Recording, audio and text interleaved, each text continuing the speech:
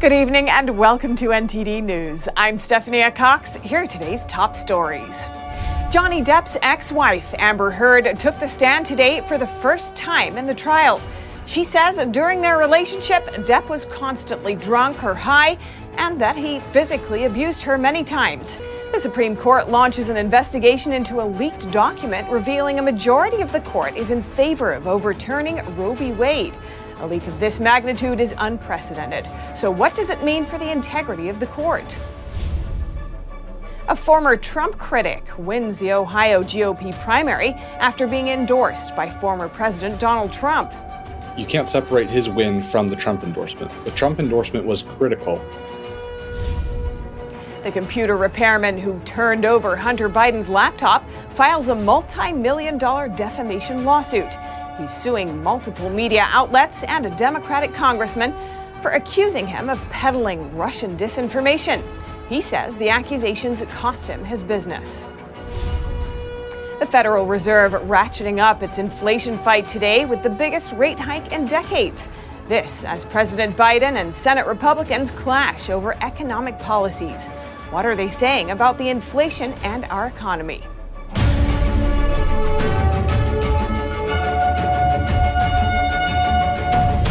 Johnny Depp's ex-wife, Amber Heard, took the stand today for the first time in the trial. She says during their relationship, Depp was constantly drunk or high and that he physically abused her many times. NTD's Jason Perry has that story. All right. Thank you, ladies and gentlemen. Be seated. All right. Your next witness. Your Honor, we'd like to call Laura Amber Heard to the stand. Johnny Depp's ex-wife, Amber Heard, took the stand for the first time in the defamation lawsuit against her. Her lawyer began by asking Heard how she got into the movie business. I went to about 10 auditions sometimes a day and would change clothes if I needed to in the back of, the bus I was taking. And I just hustled from one audition to the other. She met Depp while auditioning for the movie Rum Diary, and he called her a few days after her audition. This deep voice on the other line, and he said, "You got you're it, kid. You're the dream. Hunter wrote this part, and you're the dream. You're it, kid." They were both in relationships at the time, but started dating after both of their previous relationships ended. She said her relationship with Depp was good in the beginning, but that Depp would get upset at the clothes she wore to leave the house. And when I brought up the dress and the event, because it was an event to support a charity I was really involved with at the time, and I said, did you see that thing? And he said, yeah, I think the whole world saw that, kid. That's how they'll remember you. That's how the world will remember you. She said it was moments like this when Depp would blow up. Then she recalled the moment when she asked about Depp's tattoo. And I said, what does it say? And he said it says wino. It says wino. And I didn't see that. I thought he was joking because it didn't look like it said that at all. And I laughed. It was that simple. I just laughed because I thought he was joking. And slapped me across the face. It is unclear at this time how many days Heard will testify on the witness stand. Depp spent 4 days on the stand earlier in the trial, testifying that he never struck Heard and that she abused him. Jason Perry, NTD News. The Supreme Court yesterday confirmed the authenticity of a leaked draft opinion, which reveals a majority of Supreme Court justices are planning to rule in favor of overturning Roe v. Wade. This is the first time in the history of the court that a leak of this magnitude has taken place. So what does this mean for the integrity of the United States highest court? NTD's Grace Coulter spoke with a constitutional scholar to find out. In a Tuesday statement, Chief Justice John Roberts called the leaked draft a betrayal and an egregious breach of trust. Rob Nettleson, a former constitutional law professor, considered one of the top constitutional scholars in the country, says the leak was likely an attack on judicial independence. Most likely, as Alan Dershowitz, noted Harvard professor, has speculated, this came from one of the clerks working for one of the Supreme Court justices. Nettleson says it's of utmost importance that the Supreme Court's deliberations are kept secure to ensure the court isn't influenced by public pressure, threats, or lobbying. If their deliberations are out in the open, the court's decisions could be impaired. The attempt to rip open the court's deliberations and expose them to political pressure is very dangerous for the independence of the court. The court is designed to serve a very different role from the political branches, and that role is central to our constitutional system. Chief Justice Roberts has said the leaked draft doesn't represent the court's final decision or the final position of any justice. Nettleson says that typically, if Roberts is part of the majority, he will pen the opinion himself. The fact that he assigned it to Justice Alito suggests he's not in the majority. For this reason, according to Nettleson, what Roberts does next is all the more important. Roberts says he's directed the Marshal of the Supreme Court to carry out an investigation into the leak. Nettleson says the investigation is important, but that it alone won't be sufficient to protect the integrity of the court. It also has to be very clear that this obvious attempt to subject the court to lobbying or to pressure or to intimidation is rejected. So the investigation is important, but also the court's other conduct in the next few days is important. I agree with one commentator who suggested that not only should Chief Justice Roberts join the majority at this point, but that the court should also issue its decision now to end any speculation that the court is going to be manipulated by this kind of conduct. Roberts says the attempt to undermine the integrity of the court will not succeed, adding that the work of the court will not be affected in any way. Grace Coulter, NTD News, New York. In the wake of the Supreme Court draft leak, we've seen protests, a plea from the president, new plans from progressive Democrats, and even Amazon taking action. Why was it leaked, and what could this mean for the midterms? I spoke with Turning Point USA contributor and host of Human Events Daily, Jack Posobiec, to hear his take. Turning Point USA contributor and host of Human Events Daily, Jack Posobiec, welcome. Hey, thanks so much for having me on. The draft Supreme Court opinion leak is huge in the press right now. A leak like that is unprecedented. Why do you think it was leaked? Why this case? Well, I think it's very clear what's going on here. You've got someone most likely, and I've been talking to my sources in and around the court about this, who's most likely a liberal clerk who's up for one of these positions. Now, keep in mind that the universe of people that have access to these draft opinions is actually quite small. Many of them, are using court-issued devices for these communications. These are kept under lock and key. This is not something the Supreme Court is known for being one of the most secretive institutions in Washington, D.C. I mean, even the intel community leaks more than the Supreme Court does. So this is, of course, those are, targeted leaks. This is very unprecedented. But we think, or at least the leading analysis or leading hypothesis at this point, that this is someone who probably knew that they were going to be caught, but did so for ideological reasons because they were so upset at what looks like to be a potential and likely at this point overturning of Roe v. Wade, the decision that was made in 1973. What could this leak mean for the Supreme Court going forward? Well, going forward, it becomes a huge problem for the Supreme Court because it kind of puts them in a bind, because the reporting says that 5 justices are currently for this thing. So out of 9, obviously 5 would be the majority. That means Roe v. Wade is done, and Casey along with it, Casey versus Planned Parenthood. But if one of those number were to change, if this were suddenly to become 4 to 5 the other way, and it only take 1 justice to do that, that would then be the perception that this leak influenced not only a massive backlash in terms of this leftist and Antifa and BLM network activation that we're seeing now obviously being done to coincide with the shift into the midterm season, but it would show that the credibility of the court, of the institution, was at fault, which would mean essentially a decimation of their credibility, because it would show that they are not there reading the law, discussing this, and trying to figure out what is truly constitutional, right? This idea of constitutional review of law, but instead that the court is malleable by the whims of public opinion. Of course, this would forever tarnish the legacy and the credibility of the Supreme Court as an institution. What's the outlook for America going forward? Well, I think the United States is at a critical moment. I think when you look in terms of the United States economically, the outlook is not good. I do think that going forward, even though Certainly Joe Biden and the Democrats are trying to, pro-abortion Democrats are trying to turn this into the issue of midterms. At the end of the day, people are going to be affected far more on a day-to-day basis by the gas prices, by their food prices going up, diesel's going up right now. So that, of course, is going to affect everything that is shipped across this country by our truckers, our great truckers.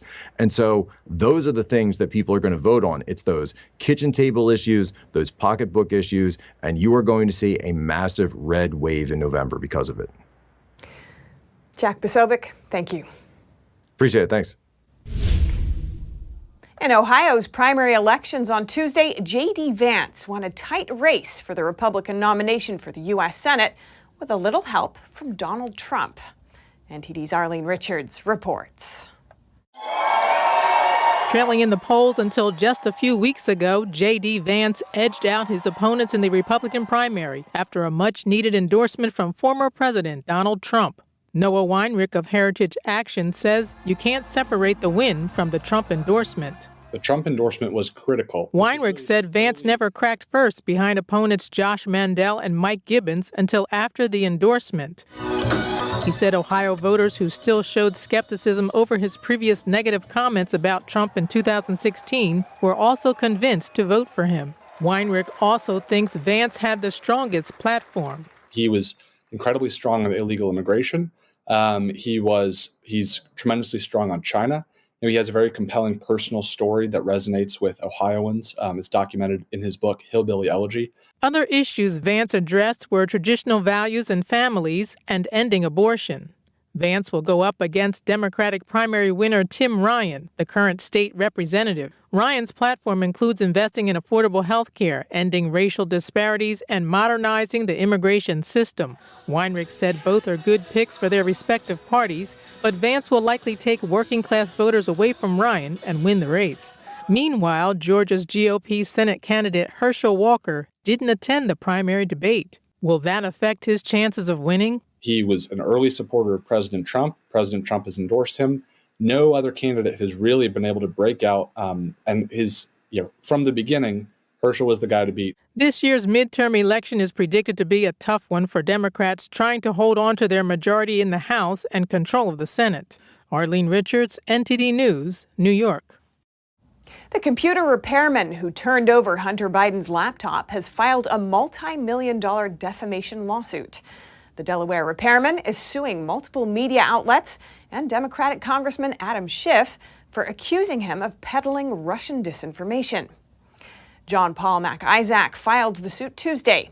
Defendants include CNN, The Daily Beast, and Politico. He argues that the false accusations cost him his repair business, which he was forced to close due to ongoing threats. Speaking with the New York Post, MacIsaac said he wants the country to know there was an orchestrated effort to block the story of the laptop. MacIsaac came to legally own the laptop after Hunter Biden dropped it off for repair and never returned. The laptop contained details about Hunter's shady business dealings, which appear to involve his father. Hunter is currently under federal investigation. What's the state of our economy? President Biden today touts progress, while Republicans don't seem to agree. Plus, the Federal Reserve's biggest move in decades to fight red-hot inflation. NTD's Iris Tao has more. Addressing the state of the economy, President Biden on Wednesday touted deficit reduction as a way to fight soaring inflation. Why is it important? Because bringing down the deficit is one way to ease inflationary pressures in an economy where a consequence of a war and gas prices and oil and food and it's a different world right this moment. The remarks came amid growing dismay over inflation before the midterm elections, and Biden wasted no time taking aim at Republicans and his predecessor. Let me remind you again, I reduced the federal deficit. All the talk about the deficit from my Republican friends, I love it. Biden said the government will pay down the national debt for the first time in 6 years, but the reason for the smaller deficits is a matter of debate. As many COVID-era programs end, the federal government is expected to spend less. All evidence seemed to suggest. And Republicans were quick to fire back, gathering within an hour of Biden's remarks to challenge what they call the Biden economy. That it's going from bad to worse. And they seem to care more about gas prices going up than about federal deficits going down. The biggest drag on the U.S. economy right now involves the rising energy costs. And this is purely a self-inflicted wound by the Biden administration. That's as Texas Senator Ted Cruz projects the economy's impact on the upcoming elections. Blue-collar union members, suburban moms, all of them are moving Republican. It's why in November we're going to see South Texas turn red. All this unfolds as the country's central bank deploys the most aggressive policy in decades because inflation is much too high. The agency raised its interest rate by 0.5 percentage point, its largest hike since 2000. It aims to make people spend less and ease inflation by making it more expensive to borrow money. So yes, there may be some pain associated with getting back to that, but the big pain is in not dealing over time, is in not dealing with inflation and allowing it to become entrenched.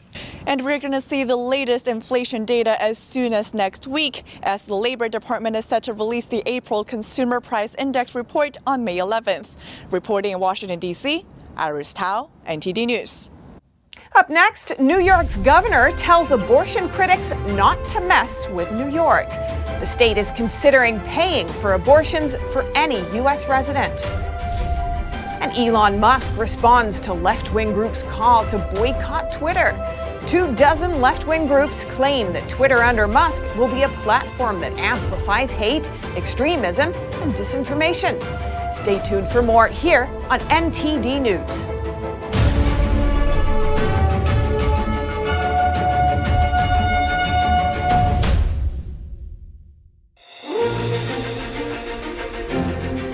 NTD's Capitol Report. It's about getting answers, cutting through the fog of politics. It's about your questions and our chances to ask. What is the net impact of the American Carson Graves? Thank you for joining us. We're speaking to those in power to find out what does this mean for the people. We're here so you are in the know.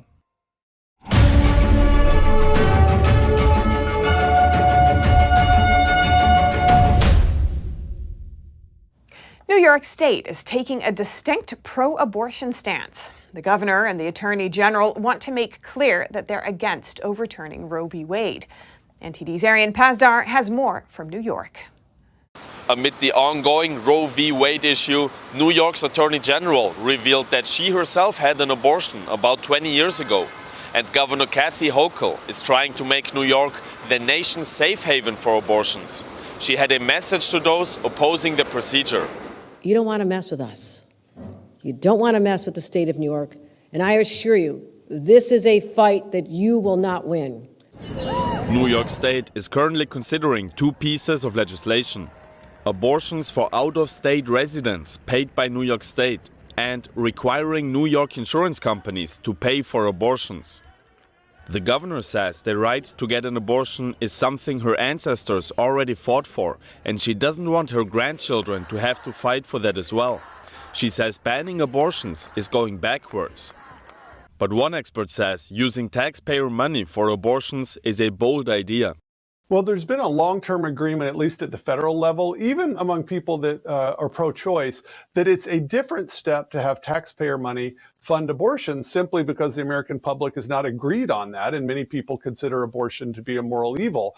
Jay Richards is a research fellow at the Heritage Foundation. He says it's surprising how many Catholic politicians support abortion. Whether you're talking about Nancy Pelosi, whether you're talking about the governor of New York, whether you're talking about the president of the United States, Joe Biden, these are all Catholics. These are all people that know exactly what the church teaches on abortion. He added that paying for abortions for out-of-state residents would be too expensive, and he doesn't think New York is really going to do that. Arian Pastar, NTD News, New York. 100,000 school kids in New York City did not have a home last year. That's according to an analysis of state data. Now, some city council members want kids living in homeless shelters to get help from the city. Out of the 100,000 homeless kids, around 30,000 live in homeless shelters. That's according to the New York Post, which obtained a letter from city council members to the chancellor of the city's Department of Education. Some council members are asking the chancellor to hire 150 staffers to be placed at homeless shelters. They could help kids get to school if the bus isn't coming, or get them clothes if they don't have any. That's so the kids don't miss school. The letter also reportedly acknowledges that these kids shouldn't be homeless in the first place. Democratic lawmakers from 16 states are pledging to introduce legislation that would protect transgender youth and their families from what they consider strict laws. The states joined California, New York, and Minnesota in their response to a number of Republican bills that would prohibit gender transitioning or gender reassignment procedures for minors. Alabama and Texas passed laws last year that banned such procedures. Some of the prohibited treatments are surgeries that sterilize minors by castration or vasectomy. Also included are puberty-blocking medication and hormonal treatments. California State Senator Scott Weiner sponsored a bill that would, among other things, prevent courts in other states from separating transgender children from their parents if the parents allow gender transitioning treatments. The bill is serving as a template for other states. Parents in Pennsylvania are outraged over an after-school sexual dance performance involving adult men in drag. An investigation is now being launched by the school district. NTD's Grace Coulter has the story. A staff member at Hempfield High School in Pennsylvania has been placed on administrative leave for organizing this performance, a sexually suggestive drag queen dance show at the school last Monday. Parents say they were neither informed nor asked for their permission. This video of the performance was posted online. We've blurred it due to the dancers' scan outfits, which include spandex thongs. Not only were the adult male drag queens dancing provocatively with their buttocks showing, students were also urged to bring tip money. The performance was hosted by the Gay Sexuality Alliance Club of the Hempfield School District. It was reportedly held right after school at 3 p.m., and all students were invited to attend. After parent outrage, the school district issued an apology, saying they do not condone this type of activity in their schools. The district says they've launched an investigation to hold those involved accountable. Grace Coulter, NTD News. And according to an Epoch Times report, parents are predicting a full house at next week's school board meeting. They want to know if the drag queens were paid and if they completed child abuse background checks as required by state law for anyone working with minors. And Elon Musk appears to be calling for an investigation into left-wing organizations that are pressuring companies to boycott Twitter. The groups are calling for a boycott if Musk changes Twitter's content moderation policies after his purchase. NTD's Allison Lee has more. About 24 left-wing groups, including Black Lives Matter Network Foundation, NARAL, Pro-Choice America, and Women's March, reportedly sent letters to top advertisers on Twitter, such as Coca-Cola, Kraft, and Disney. The groups wrote in their letter, under Musk's management, Twitter risks becoming a cesspool of misinformation. The groups are asking the companies to agree to certain standards if they want to keep advertising on Twitter. These include keeping the accounts of public figures who are banned for violating Twitter rules off the platform. Musk responded to the letter in a tweet on Tuesday saying, "Who funds these organizations that want to control your access to information? Let's investigate. And I wonder if those funding these organizations are fully aware of what the organizations are doing." Reporting by Allison Lee, NTD News. IBM has filed a lawsuit against a popular online gaming company for alleged patent rights violations. According to the federal lawsuit made public Tuesday, IBM is claiming that Zynga and its subsidiary Chartboost have been using IBM's prior ideas in big data, analytics, and online advertising without permission. The lawsuit states Zynga is one of the world's largest providers of social games and is making billions of dollars in revenue from users and daily mobile downloads. IBM is seeking compensation for damages as well as injunctive relief to bar Zynga and Chartboost from further violations. Reuters reports that neither Zynga nor Chartboost has immediately responded to requests for comment on the lawsuit. And now for your sports news, here's NTD's Dave Martin with today's top stories. Thank you, Steph. The NBA playoffs continue tonight with a pair of Game 2s. First, the Heat host the Sixers as Philly looks to avoid going down 0-2. Sixers coach Doc Rivers said Joel Embiid is feeling a lot better, but is still ruled out for tonight's contest. The MVP candidate is still out with a facial fracture and concussion suffered in last Thursday's win over Toronto. Meanwhile, the Heat are banged up themselves with Kyle Lowry out with a hamstring strain and 5 others listed as questionable, including newly minted 6th Man of the Year Tyler Hero. Out in Phoenix, the Suns are looking to go up 2-0 over the Mavs, although Dallas star Luka Doncic ripped Phoenix's defense apart for 45 points in the opener. It wasn't enough as Phoenix held on. Suns guard Devin Booker made a remarkable return from a hamstring strain last week, sitting out just 9 days, but has struggled shooting since, hitting just 2 of 11 threes. In NFL news, the league has announced they'll be playing their first ever game in Germany this November. And none other than Tom Brady and the Buccaneers will be there to play it, taking on the Seattle Seahawks at Allianz Arena. Should Brady start, he'd be the first to do so in 3 foreign countries, having previously started in London and Mexico City. London will get 3 more NFL games this year, with Aaron Rodgers and the Packers making their first trip overseas as part of them. Mexico City, meanwhile, will get another game as the Niners and Cardinals will square off there on November 21st.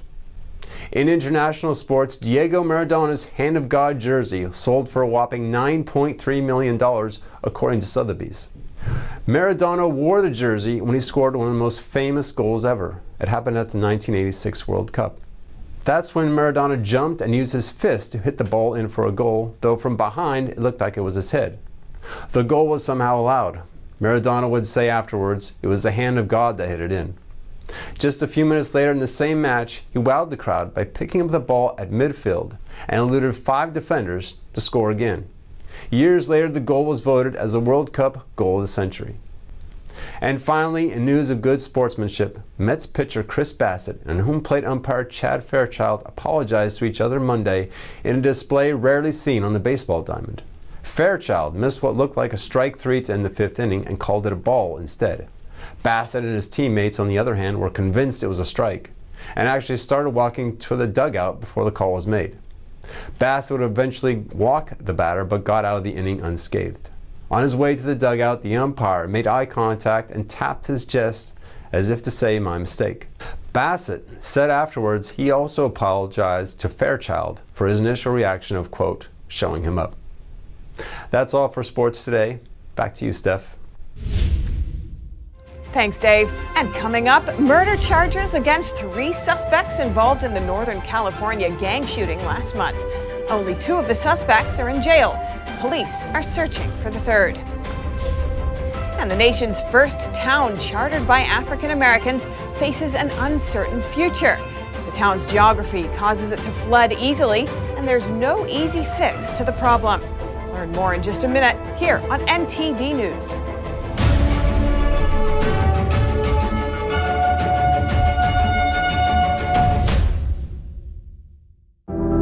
Secure, the true solution for your digital privacy and security. Secure is a private and secure messaging and email solution hosted in Switzerland, using military-grade encryption and Swiss privacy laws, giving you true privacy. Secure is 100% private and does not collect or sell any of your personal data. Secure's Helix technology connects you securely to our Swiss servers without the need of a VPN, guaranteeing privacy and security for all your communications. Secure Messenger doesn't require your phone number or any personal data that hackers target. Chat by Invites allows you to chat privately and securely with anyone outside of your secure network without the need for others to download Secure. Secure Send offers you a private and secure way to email anyone outside of Secure. You won't find this level of privacy or security on any other email or instant messaging application. Visit secure.com. Regain and protect your privacy today.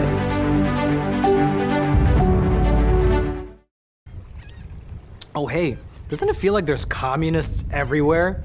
In fact, the Chinese Communist Party has been subverting America from every angle. So whether it's compromising our politicians, controlling Hollywood, manipulating Wall Street, or infiltrating our schools, they have stopped at nothing to take down America. And I believe that in order for us to not become like China, we need citizens who know the truth. So go on over to getepic.com, stay informed with a subscription to the Epic Times, and you will get instant access to this infographic. The 2022 NTD 8th International Chinese Vocal Competition will be held from September 29th to October 2nd at the Merkin Hall of Kaufman Music Center in New York City.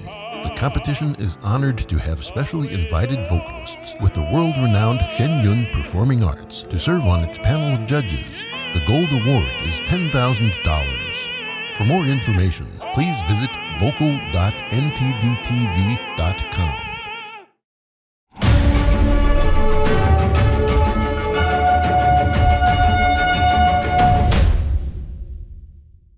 Three suspects in the gang-related shooting that left 6 dead in Sacramento last month have been charged with murder. But one of the suspects is still on the run. NTD's Eileen Ang has the details on the sentences.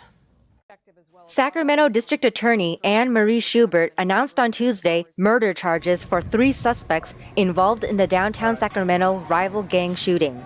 The charges today that have been filed in arrest warrants issued, a judge signed those arrest warrants, involve Smiley Martin, Dondre Martin, and Matula Payton. The 3 men are now facing murder charges for the early morning shooting on April 3rd. All participants in this incident, the surviving ones, the Martin brothers and Matula Payton, are charged with all of the deaths of those innocent bystanders. That is what we have today. Those are the charges. The investigation continues. The shooting left 6 people dead and 12 wounded outside bars just blocks away from California's capital. Gang and gun violence are rare on this scale and rare on downtown streets, but violence is far too common in many of our neighborhoods. Smiley Martin, one of the brothers involved in the shooting, was freed from prison a few months before, and again last year. He's described as a dangerous, remorseless gang member in court documents. We know that a small number of criminals can inflict huge suffering, including repeat offenders, gang members, and people willing to resort to violence to resolve differences. Guns and gangs are fully entrenched in this. Addressing urban violence needs to be a community effort and requires partnerships at every level. Police have identified a total of 4 people involved in the shooting. The Martin brothers are in jail. 1 died during the shooting, and Payton's whereabouts are unknown. Police believe at least 5 shooters were involved. The brothers are scheduled to return to court on May 27th. A man is in custody after allegedly attacking comedian Dave Chappelle on stage at the Hollywood Bowl. The Los Angeles Police Department says the incident happened Tuesday night during the Netflix is a Joke festival currently going on in LA. A video posted on social media shows an individual rushing the stage and tackling Chappelle. Security guards then chased and overpowered the attacker, who was later taken away in an ambulance. Reports say that actor Jamie Foxx, who was watching the show, ran on stage to help.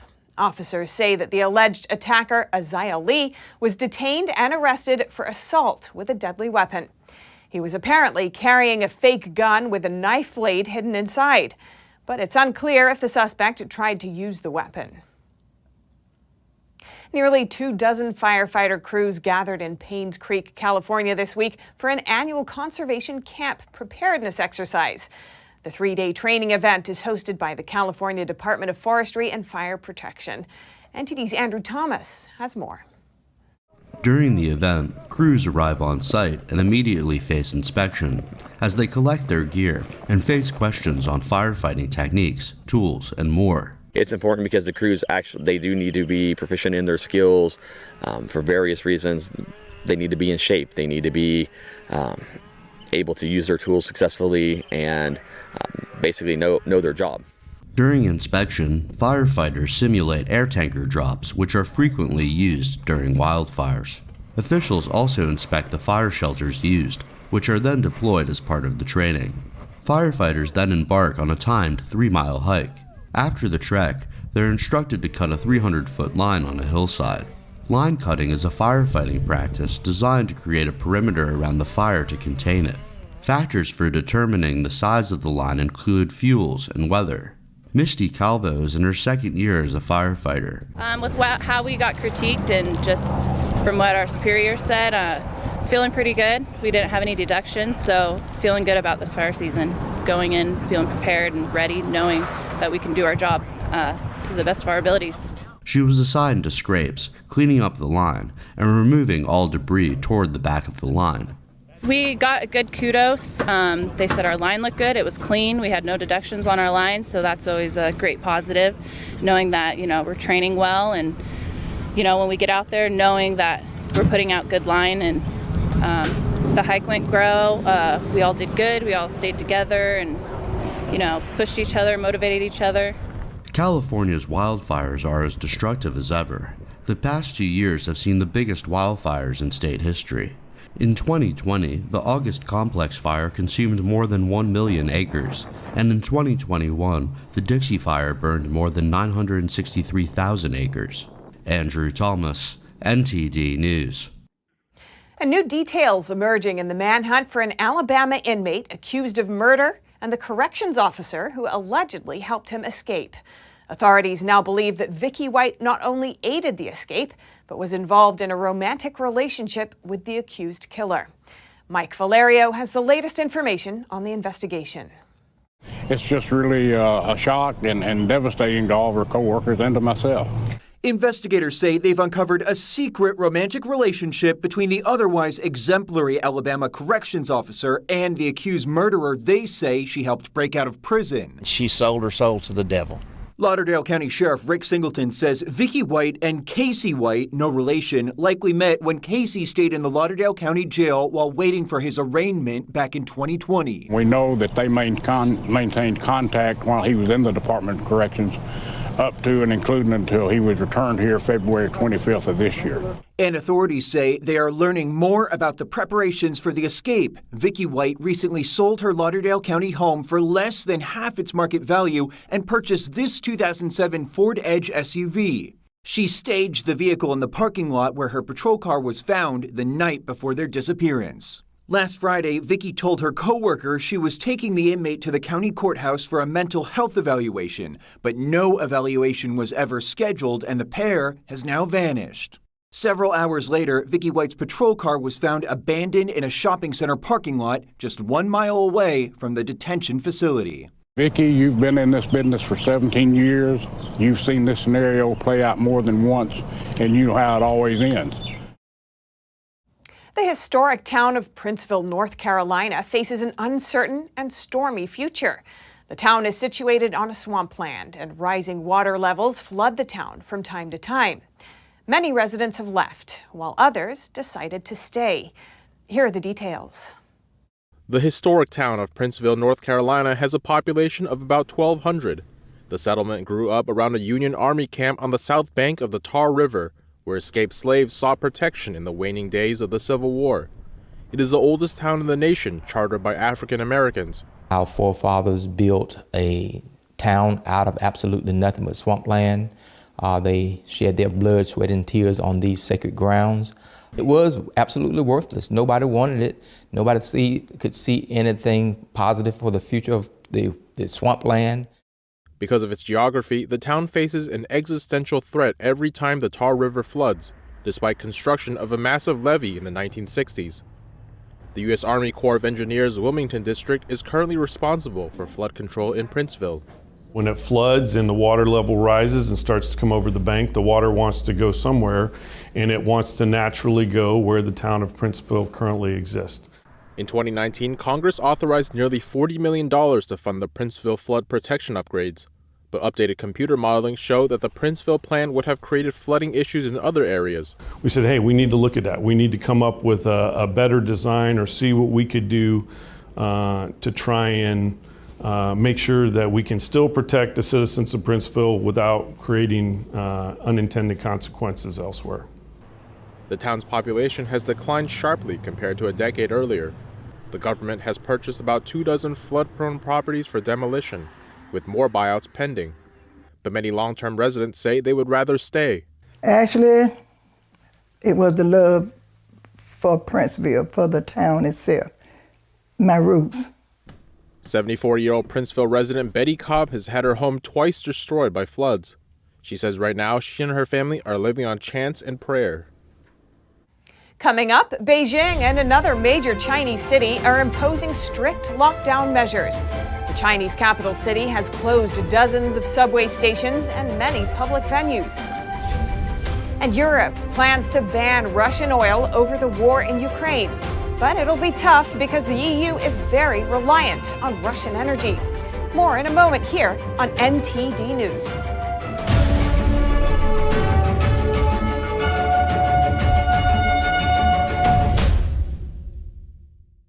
Navigating a world of economic madness, you need to have the right guide.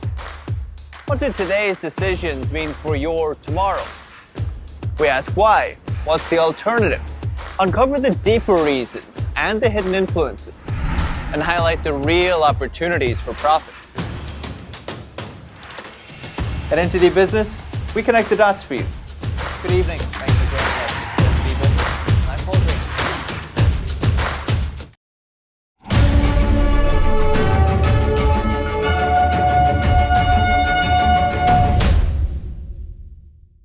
In Beijing, public transit is largely halted due to the tightened COVID curve.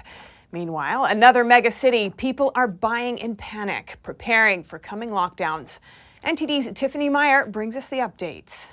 China's capital city closed scores of subway stations and bus routes on Wednesday.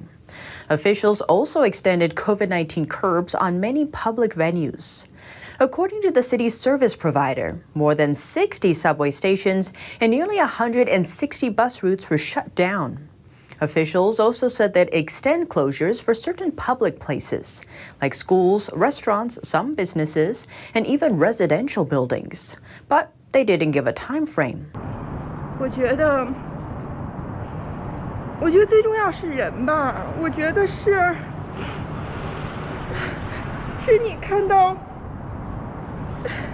你看到一个以前拥挤的城市，现在是空旷的，然后你就会不自觉地想到这些人会怎么生存。然后我感觉到是一种很压抑的一种情绪吧。With dozens of new cases a day, Beijing is mass testing its residents for the infection, hoping to find and isolate the virus before it spreads. This week, 12 out of the city's 16 districts held a second round of tests, with one more still to come.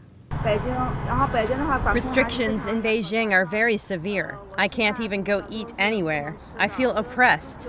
I did the PRC test every day and I know that I am not sick. I did not get infected, but I still feel caged like I was sick. I feel these restrictions are excessive. They make people agitated. They can't bear it. At the same time, the city plans to cut down the time people spend in quarantine facilities when they arrive from overseas, from 14 days down to 10 days. That's according to what an official said Wednesday. But foreign arrivals will still need to isolate at home for 7 days afterward. Beyond Beijing, other Chinese cities are also making adjustments to their COVID-19 curbs.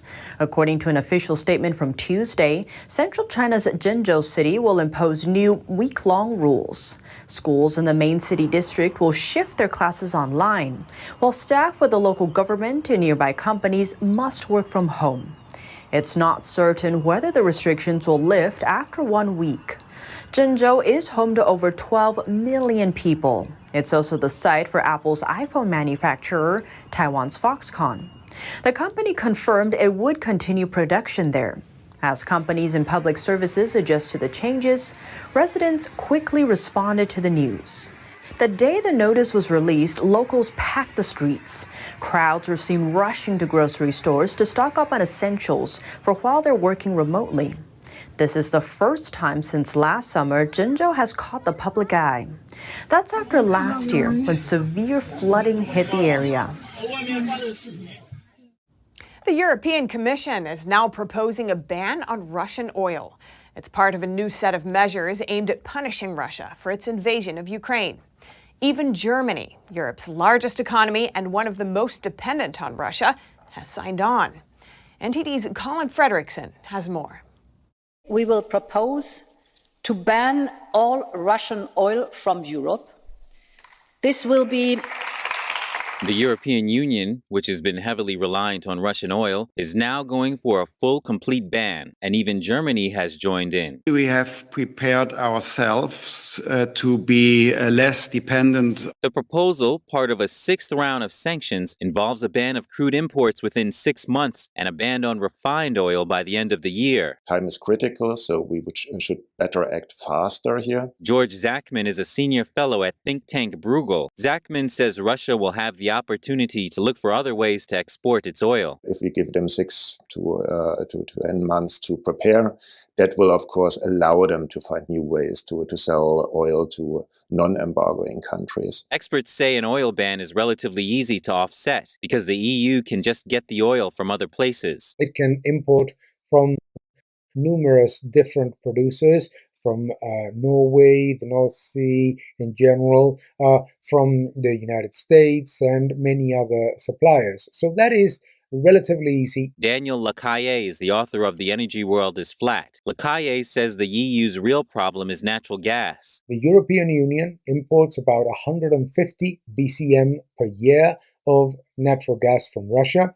Those imports are essential for numerous economies, and it's very difficult to substitute them with other sources. Russia's natural gas makes up around 40% of the EU's imports, and it's not as easy to ship as oil is. The sixth round of sanctions also include taking Russia's largest bank out of the SWIFT system and holding Russian military officers responsible for war crimes. All 27 EU countries must agree in order for the sanctions to be imposed. Colin Frederickson, NTD News. Coming up, a family boutique celebrates 100 years in business. What's its secret to thriving for a century? And traditional pottery in Morocco. It may soon be classed as an intangible cultural heritage. We look at why. More on that here on NTD News.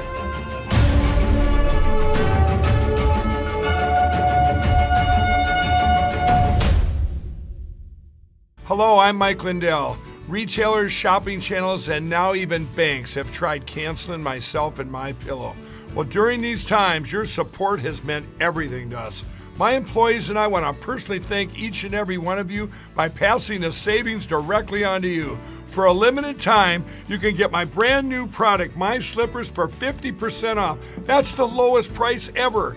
And remember, My Slippers come with an exclusive 4-layer design. These layers combine to give you amazing comfort and support and help reduce stress on your feet. And with the durable indoor-outdoor sole, you can wear My Slippers anytime, anywhere. I personally guarantee these will be the most comfortable slippers you'll ever own.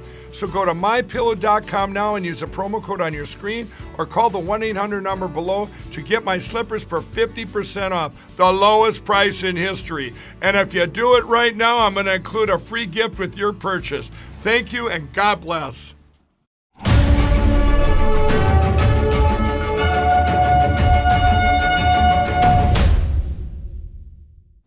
Running a brick-and-mortar clothing store is not easy.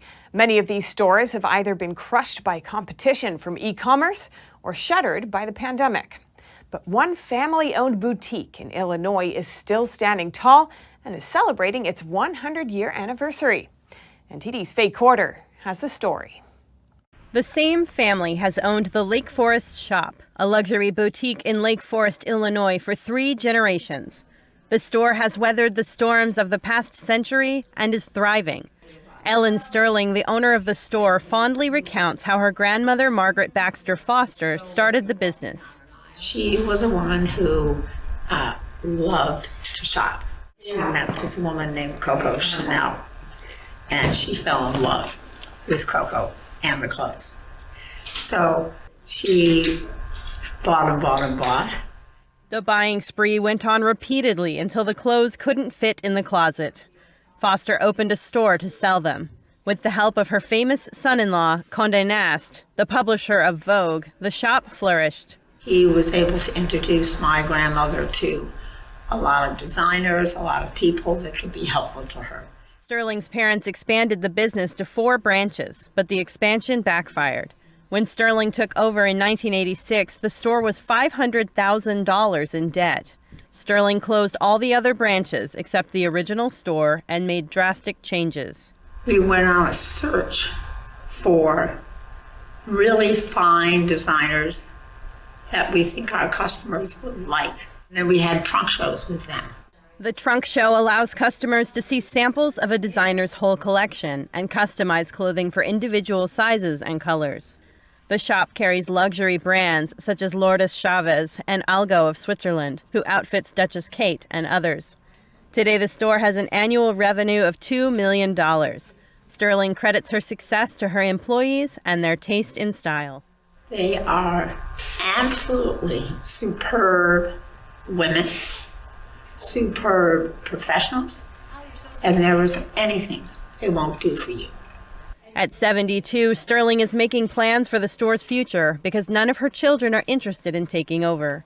Faye Quarter, NTD News. The Moroccan city of Safi is famed for its traditional pottery. The city may soon have its ceramic skills classified as an intangible cultural heritage. Here are the details. The Moroccan city of Safi is celebrated for its colorful ceramics. One shopkeeper says it's the quality of the craftsmanship that makes Safi's ceramics special. The city of Safi is characterized by traditional and modern pottery, characterized by high quality. That's why there is a great demand from people who want to purchase this product. Having inherited the traditions from 9 generations, Mohamed Ribati has worked as a potter since 1972. Many artisans like Ribati shun modern techniques and technology in favor of traditional methods. We as potters in Safi are proud because we still adhere to the traditional and simple ways of working and this method we inherited from our ancestors. And despite the fact that we are in the era of technology, but people always encourage these traditional ways of working, whether in the matter of kneading clay or mixing colors. However, this means that they can't compete on price with cheaper imitations. The clay around Safi is silky and rich in iron oxide, which creates a texture that gives metallic reflections to the pottery. The clay is put into water and left for 48 hours to become a paste. Then it's kneaded by foot on a sunny terrace and left for another day to dry in slabs. Each month he produces between 600 and 1,200 pieces, with 800 pieces exported around the world, including France, the UK, and Germany. The prices of the items can vary enormously, from just over $1 to over $50,000. The government now hopes to submit an application to UNESCO to consider the ceramic skills of Safi as an intangible cultural heritage at some point in the future. And that's all for today's news. Thanks for tuning in. I'm Stephanie Cox.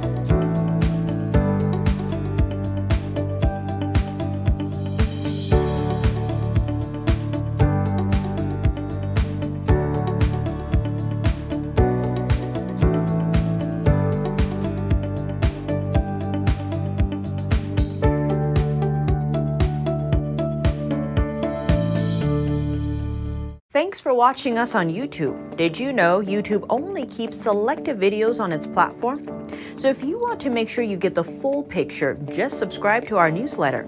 Go to newsletter.ntd.com and sign up. It's free.